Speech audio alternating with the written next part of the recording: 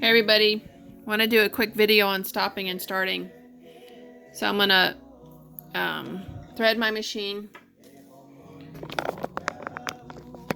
I have point my needle, you can see here, towards me. Take my threading wire, put it down the big hole. Oops. Put it down the big hole. Grab my thread with it, pull it up.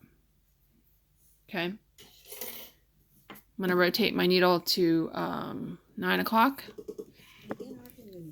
Gets in the notch, gets caught by the needle, comes up. Raise my foot, pull out a little more slack underneath, makes it easier. Then pull this off. Get it off the needle, get it out from below. If it doesn't come off the needle, you just need to have the part that's coming up from below. So now I'm ready to sew. Put this over here. Put my fabric under. Drop my foot. Okay. I'm gonna sew a circle.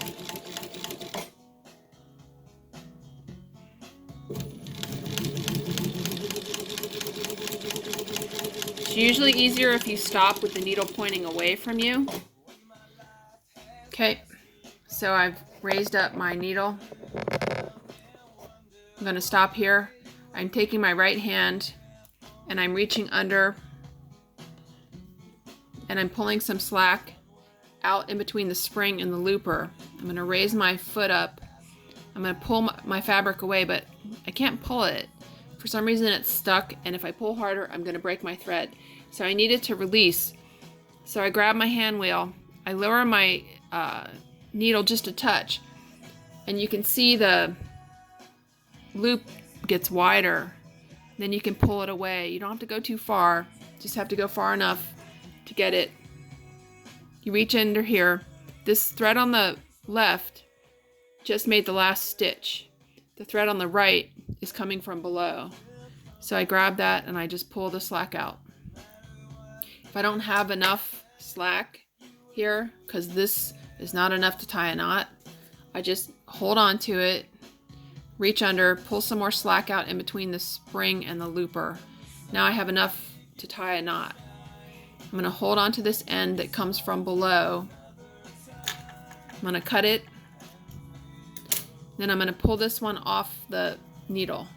It's threaded from the left to the right. So I want to grab it and I want to pull it to the left.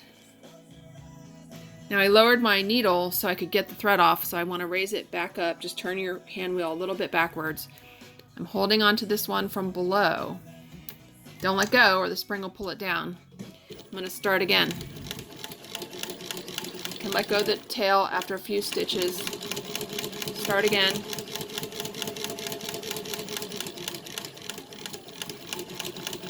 It's easiest to stop. I found it's easiest to stop with the machine with the needle pointing away from you. So this will be on camera also. So I'm done. I want to stop here, raise my needle, reach under with my right hand, pull some slack out of the spring, of the thread between the spring and the looper. Okay, come back up here, raise my foot, try to pull my fabric away. It won't pull. So you don't want to break your thread. So I don't know if you can see the thread stuck on the needle. I'm going to just lower the needle a hair. And now I can pull it away. But I don't want to go too far because I'm still working on my project. So I reach in here, pull this. This is the one coming from below. Hold on to it.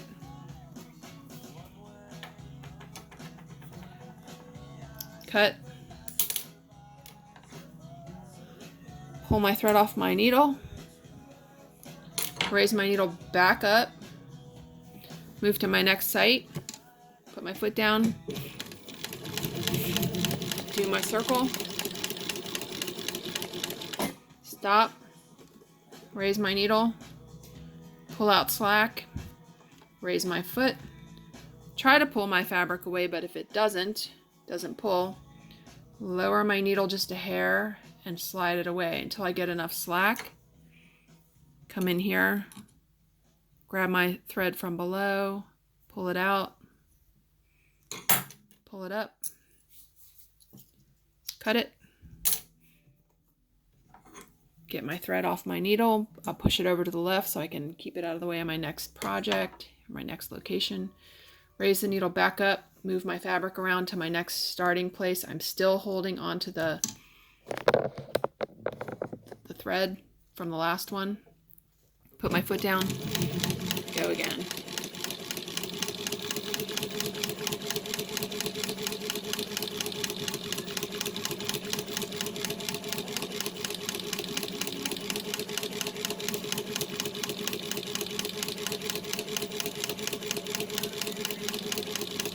Okay, I want to stop. It's just easier to do it in this direction. Same thing, but if you want to do it in the other direction, now I'm pointing towards me, raise it up, pull out the slack. I have to slide my fabric the other direction.